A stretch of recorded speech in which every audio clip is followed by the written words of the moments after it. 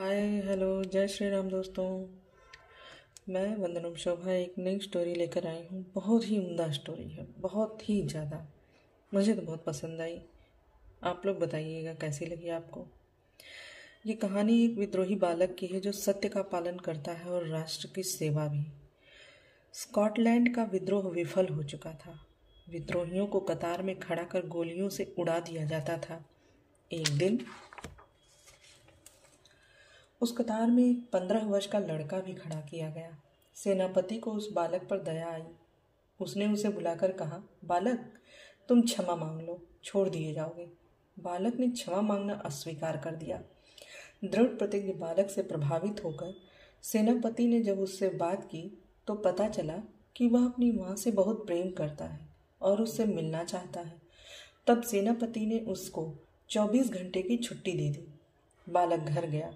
वहां उसने अपनी माँ को अपने वियोग में मूर्छित पाया, बेहोश मतलब पानी के छींटे मारकर, और अपना मीठा वचन सुनाकर उसने माँ को होश में कर लिया।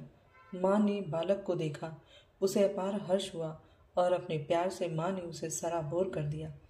दोनों ने सुखपूर्वक कुछ काल बिताया। बच्चे को अपना वचन निभाना था, समय पर कैंप पहुंचना था। उसने माँ के पैर छुए और कहा, माँ, मुझे 24 घंटे के लिए छुट्टी मिली है।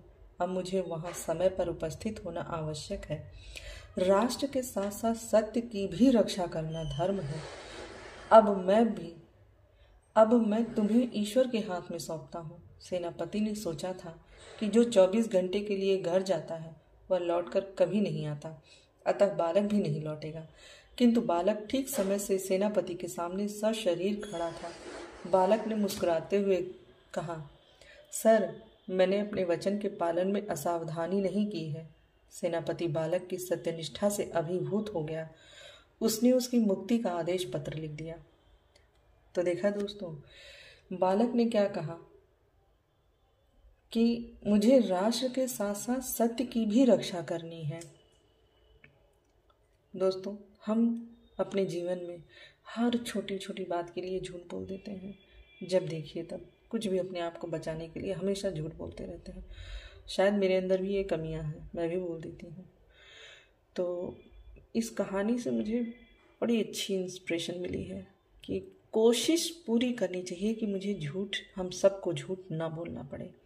हम अपने सत्य पर ही चलें। कभी कोई बहुत मजबूरी पड़े या किसी को बचाना हो, उस समय अगर आप झूठ बोलते हैं तो वो झूठ तो वैसे भी नहीं माना जाता, ये हम सभी जानते हैं।